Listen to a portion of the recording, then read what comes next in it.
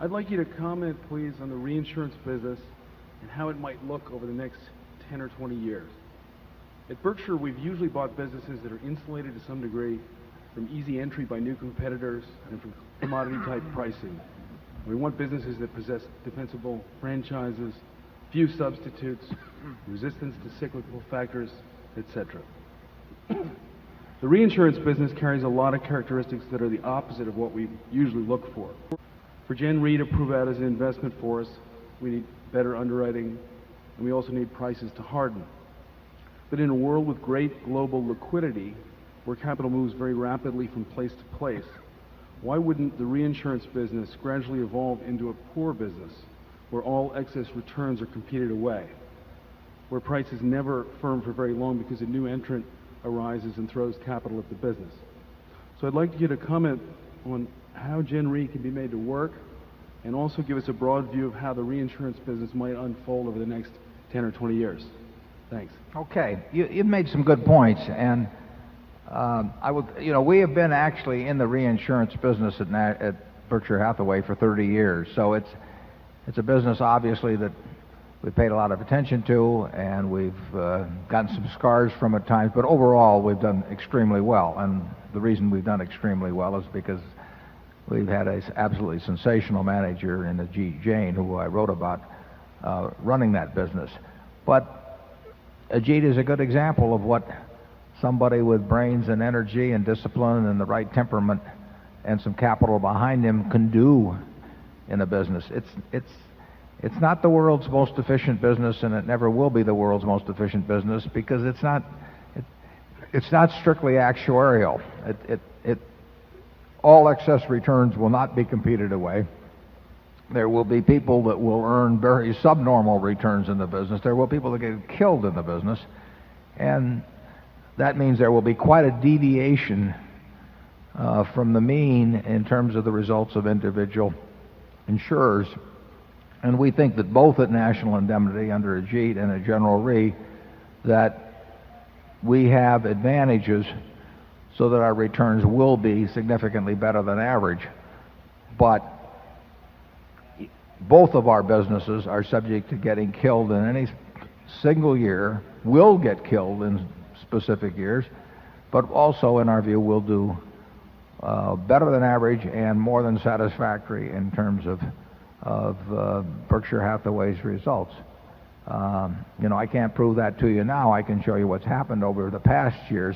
I don't think the situation in reinsurance is way different than some years back. There are always dumb competitors. There's always a lot of capital in the business. In the 1985, 1986 period, people felt very poor. But it wasn't really a lack of financial capital. It was psychological capital that disappeared. People were just plain scared. And that was the best of times to be writing business, obviously. We like prices are somewhat better now, but there are always people that misevaluate risk. And when they misevaluate risk, it's our job to let them have the business. That's easier to do with Ajit's business at National Indemnity than it is with General Re, because General Re has long-term relationships with many accounts, and the question of what you do when your competitor offers a price that's a little too low.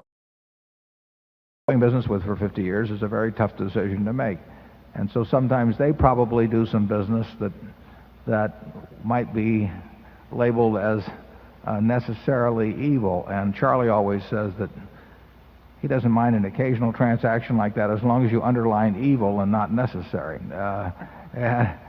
The nature of people in the business usually, particularly the frontline guy who is calling on the account, is to underline necessary, and as owners our tendency is to underline evil.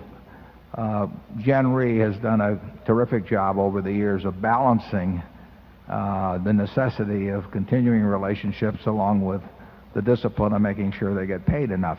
That was not done perfectly last year, and the conditions were very difficult for doing it perfectly, I might add, too. But I think that both the Ajit's operation and the General Re, we have two businesses that will do very well in terms of what we get out of them, and very well compared to their competition.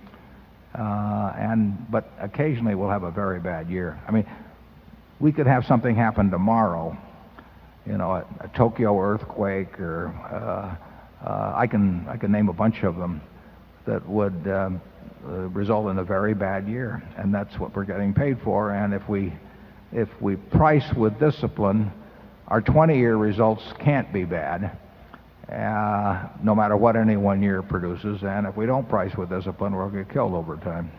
Charlie? Yeah, I don't think the reinsurance business is quite as much of a commodity business as might first appear.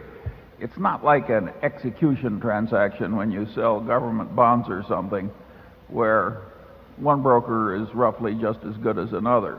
There's such a huge time lag between the time the premium is paid and the time the performance is given that you're making the customer is making a big prediction about the insurer's A, willingness to pay what it really owes, and B, its ability to pay what it really owes. I think we have a huge edge in reputation and actuality with reference to both those two factors. Yeah, we have a reputational advantage, and I think that in actuality it's even stronger than the reputational advantage. I mean, I can't think of a case where there's been any problem with having Berkshire or General Re write a check very promptly for anything it owed. I mean, we have never been subject to people suing us and getting money later on or anything like that after fighting us out in courts. It's not the nature of, it's not the attitude we bring toward the reinsurance transaction, and we have a reputational advantage, but like I say, I don't think it's quite as wide as it should be in some cases even. And then we have a huge attitudinal advantage in that we have no need, none, to write more business or the same amount of business or even something close to the amount of business next year that we wrote this year. There are no volume goals at Berkshire Hathaway at all, and that is not true at most insurance organizations.